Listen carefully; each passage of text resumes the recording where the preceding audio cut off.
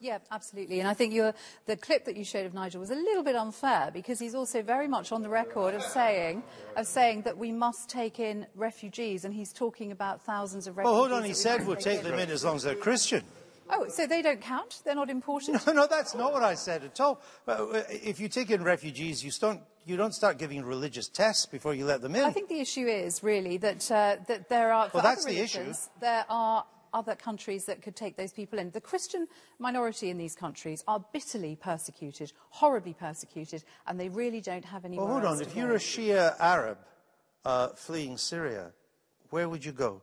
Well, I'm really proud of the fact that it was my party that actually suggested we take in refugees from Syria in the first place, when Diane's party and the Conservatives were actually opposed to that. So you think we should take in Shia Arab refugees? I think we should take in... How many would you take in? We're talking about thousands. I think actually Nigel had a public meeting earlier in the week, and he said at least 1,000, and he's on the record of saying that. So as I say, the clip was a little bit unfair. UKIP, you know, you might boo, and that's fine. I'm happy to be the Wicked Witch from the West for at least one night. I'll try and be nice again in the morning.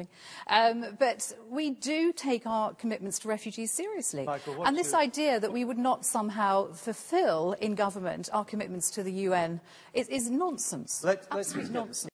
Oh, I totally disagree. I think this last week we've had the most fantastic momentum. It doesn't show in the polls. Well, actually it does. Have you seen the Survation poll today? 18%. In the last couple of days... Yes, but on the poll of polls, you're still under 15. Yeah, but in some polls we've actually jumped as much as 4%. And yeah, that's why we use the poll of polls to average it out and get a proper picture. Bang my own trumpet here, but our manifesto launch went down phenomenally well. Nobody has dared criticise it. We've had praise from the Daily Mirror, we've had praise from the Daily Mail, and nobody can touch it. We've had it fully costed, independently done. The Institute of Fiscal Studies today has criticised the other parties. It hasn't even bothered looking. Is Nigel okay? Is Nigel okay? Is Nigel okay? Yeah, he's great.